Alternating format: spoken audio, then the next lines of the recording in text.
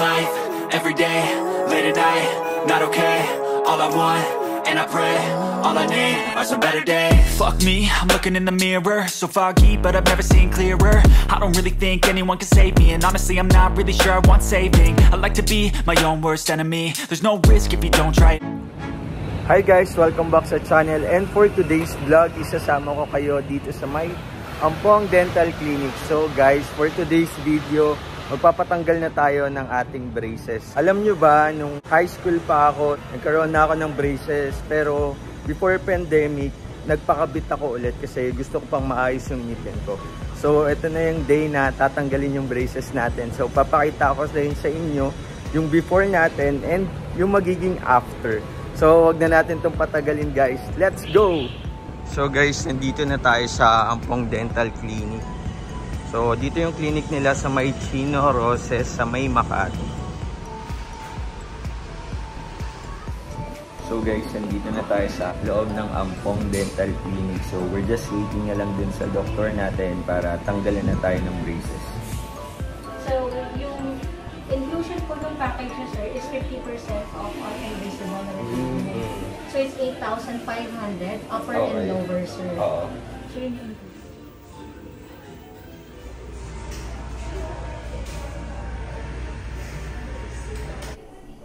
So ayan guys, last look bago tayo tanggalan ng braces. Opo. Opo, sige po. So ayan guys, nakaupo na tayo, then we're waiting for doctor na lang para tanggalin tong braces natin. So ayan guys, last look bago tanggalan tayo ng braces. Okay po.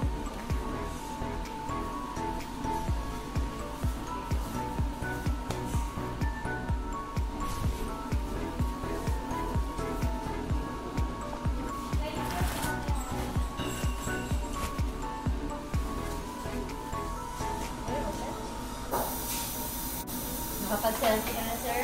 Yes. Bago tayo magtanggal? Okay.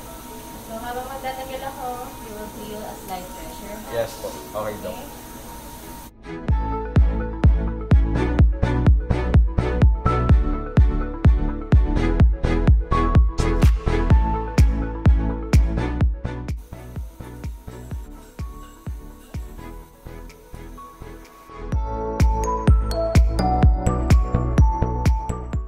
There will be bumps pa right now. We will finish it after. So, you gargle first.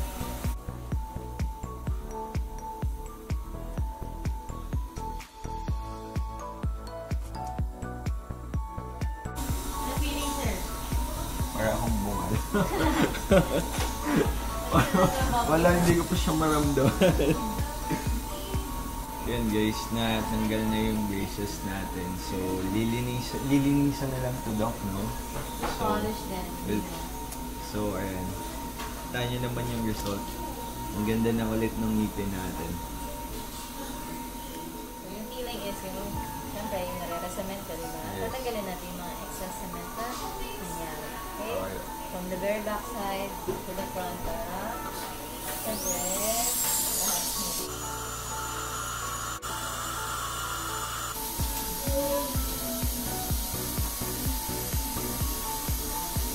Okay? If ever, during cleaning, may maramdaman kang pain, sensitivity, nagiging mo, pass mo let. Okay, Doc. Kasi may times na baka bumigay yung kamay ko. Okay po.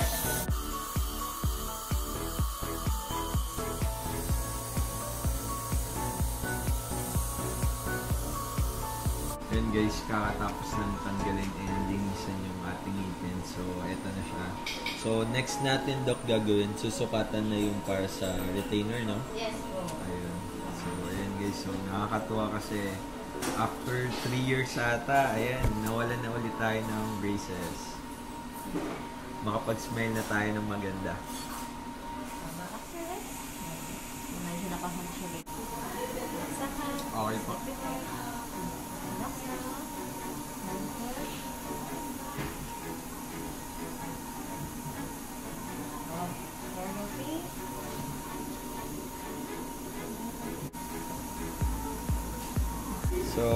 guys, kakatapos lang natin sukatan nung para sa retainers natin. So ayun na, I'm very happy kasi natanggalan na tayo ng braces. So ang sarap na mag-smile, mas masarap na yung mas comfortable na kumain.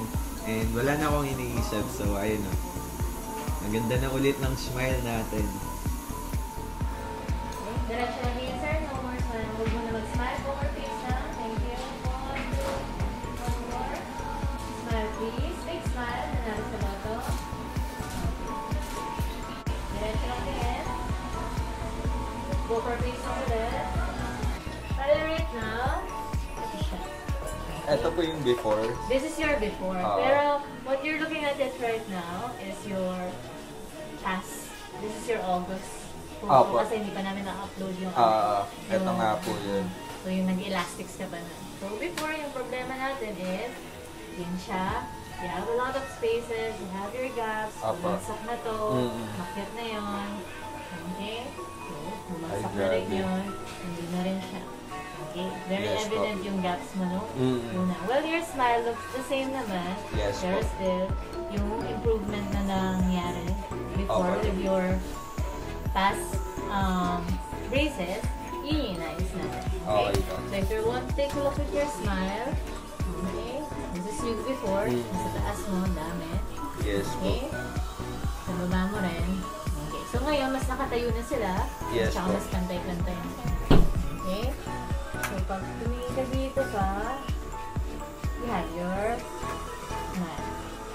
Okay? Yan So, po yung yun. before ko, no, Yun yung dati. evident na. Na medyo may mga gaps pa siya. Okay. So ngayon, Bata ko pa dyan, dito. Dok. Bata ka pa rin naman, sir.